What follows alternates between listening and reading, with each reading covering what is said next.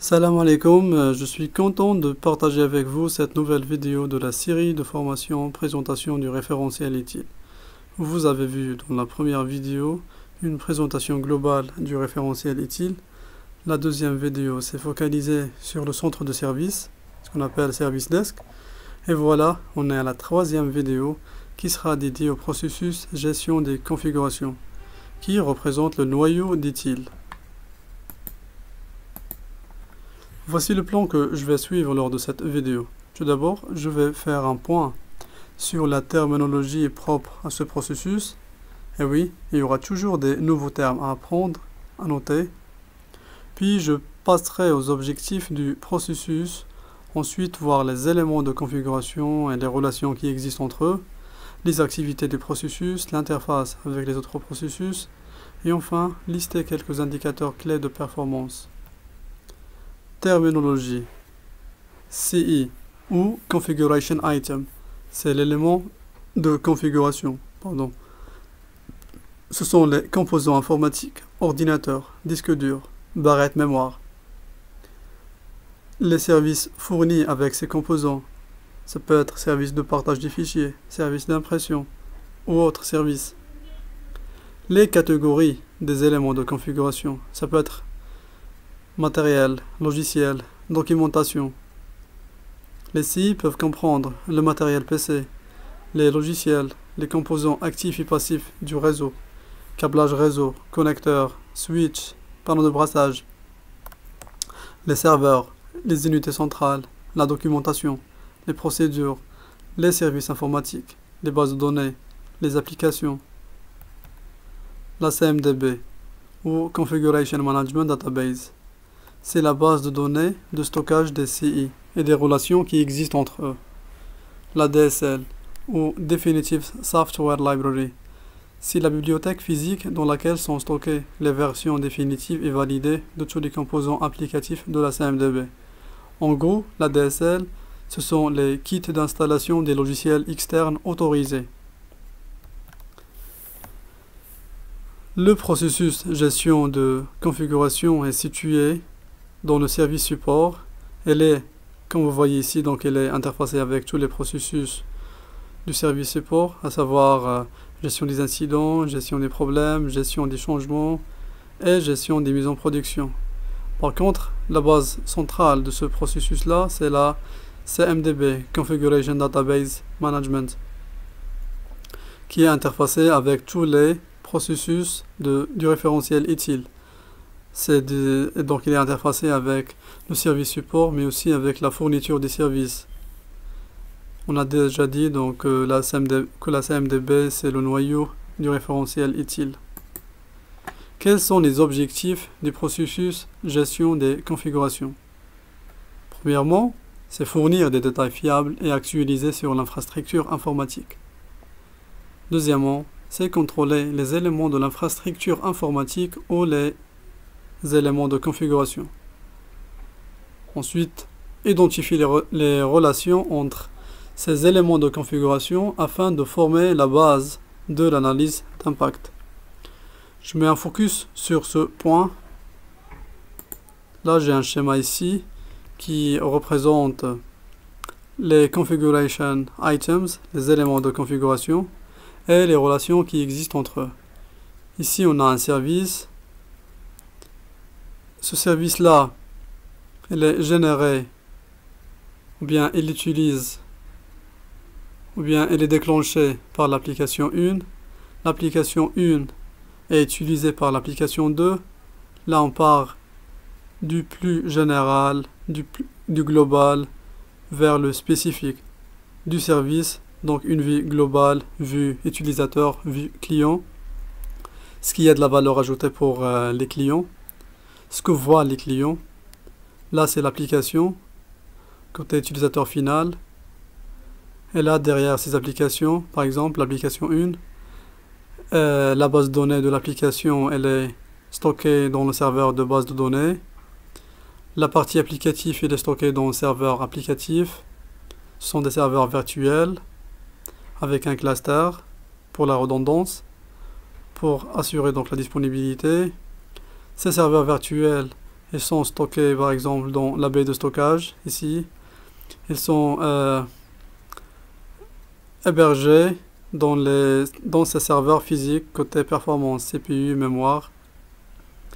Ici, c'est l'interaction qui existe entre les serveurs virtuels et l'infrastructure sécurité, l'infrastructure réseau. Là, donc, ce sont les interfaces logiques du firewall. Ça peut être des politiques côté firewall aussi. Donc là, ce sont les éléments de configuration. On a service, application 1, serveur de base de données, serveur de base de données, firewall. On a aussi donc les relations qui existent entre les éléments de configuration, ces éléments de configuration. Si on a dit que l'intérêt de la liaison ou bien les relations qui existent entre les éléments de configuration est bien de former l'arbre de l'analyse d'impact. Donc là, ces liaisons-là vont nous aider à bien déterminer l'arbre d'impact. Si une intervention existe dans ce volet-là, ça peut impacter le service. Si une intervention, par exemple, est planifiée côté switch, côté configuration du firewall, nous aurons la possibilité de voir dans la CMDB tous les éléments de configuration qui seront impactés par cette intervention. Par la suite, décider quand est-ce que planifier cette intervention. Est-ce que c'est la nuit, le week-end? Est-ce que c'est pertinent d'alerter les clients, les utilisateurs du service qu'une intervention est prévue sur le service? Par exemple, dire que le service X sera indisponible pour une durée de je sais pas combien de minutes, heures. Donc là, on reprend ce slide là consacré aux objectifs. Notre objectif, c'est obtenir une image exacte des versions des éléments de configuration existants après tout changement. Et enfin, effectuer un audit de l'infrastructure informatique pour s'assurer des éléments de configuration autorisés. Alors, les éléments de configuration, les éléments vitaux d'un élément de configuration sont la catégorie. Ça peut être du matériel, logiciel, documentation, service, les attributs, type, version, fournisseur, les relations avec les autres CI et les statuts en cours de développement pour une application, testée en production, en panne, en stock, en garantie. Les relations entre les éléments de configuration, ça peut être des relations physiques ou logiques. Physique, par exemple, une relation fait partie de lecteur du disque X, fait partie du PC Y. Le PC X est relié au segment de réseau et relié au port 1 du switch. Est nécessaire pour matériel pour exécuter une application. Des relations logiques. PC1 est une copie du PC2. Se rapporte à un niveau de service, un domaine client. Est utilisé par composant informatique et utilisé par une autre application.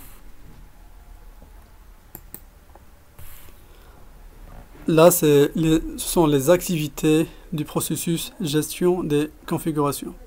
Première activité, c'est la planification, qui comprend 3 sous-activités. Identification du périmètre de niveau de détail, définition des attributs CI de la convention de dommage, et définition de la structure de la CMDB et des relations entre CI.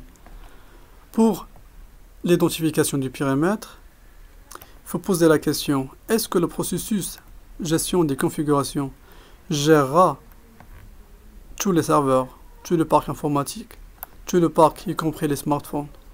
Il faut donc bien préciser le périmètre. Aussi, définir le niveau de détail qu'on souhaite gérer au niveau de ce processus. Est-ce qu'il suffit juste de recenser les ordinateurs ou bien recenser aussi les composants de ces ordinateurs? Volume disque dur, RAM, processeur, ou faut-il encore entrer plus en détail? Type de disque, vitesse de rotation, chipset. Ensuite, il faut identifier les attributs de CI et se mettre d'accord sur une convention de nommage, une charte de nommage. Personnellement, pour les ordinateurs de bureau, je mets PC 001. Pour PC portable, je mets LP 001, laptop. Si mon entreprise est une filiale d'un groupe, je mets XYZ, PC 001. XYZ désigne mon entreprise. Il y a l'activité identification, étiquetage et enregistrement des éléments dans la CMDB. Donc là, on va identifier, étiqueter et enregistrer des éléments dans la CMDB. Faire appel par exemple à une solution gratuite de type ou bien par exemple GLPA couplé avec Fusion ou OCS. Je continue sur les activités. Donc l'activité contrôle. Établissement des procédures, rôles et responsabilités, assurant la mise à jour et l'intégrité des enregistrements de la base de données. À ce stade, il faut établir des procédures, désigner quelqu'un comme responsable de la mise à jour de la CMDB, définir quand la mettre à jour, s'assurer que seuls les CI autorisés sont enregistrés au niveau de la CMDB et surveiller la CMDB dans les cas de modification, d'ajout, retirer un élément de configuration retiré, par exemple un nouveau PC préparé et mis à la disposition de l'utilisateur. Il faut y installer un agent de, par exemple OCS ou Fusion qui va recenser ses caractéristiques techniques et mettre son statut au niveau de la solution GLPI, par exemple la mettre en production, lier le PC à l'utilisateur, l'affecter, noter le port réseau branché au PC. À vous de définir les données pertinentes que vous souhaitez exploiter. Il y a aussi l'activité comptabilisation des statuts, mise à jour de l'état des CI reflétant chaque étape de leur cycle de vie, en commande, reçu, en production, en stock, en maintenance, enregistré, accepté, installé, retiré. Il y a l'activité vérification et audit, comparaison entre l'état physique des CI et le contenu de la CMDB, vérification de la conformité au processus. Et la dernière activité, c'est la sauvegarde, l'archivage et la maintenance de la CMDB et de la DSL. Là, dans ce slide, c'est l'interface qui existe entre le processus gestion des configurations et les autres processus.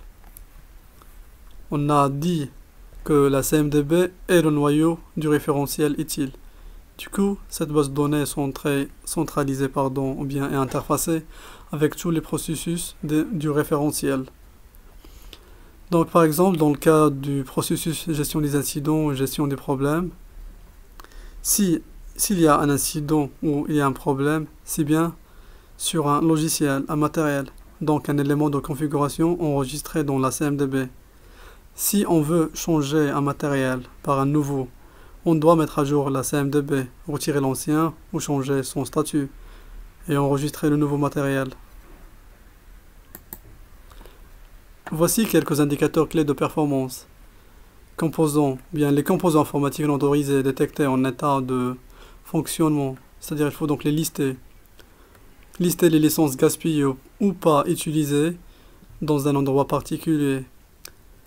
Recenser le nombre de fois où la configuration en production n'est pas celle référencée et validée dans la CMDB. En gros, c'est vérifier la conformité de ce processus. Cette vidéo terminée, j'attends vos questions, commentaires et je vous donne rendez-vous à la 4e vidéo qui sera consacrée au processus gestion des incidents.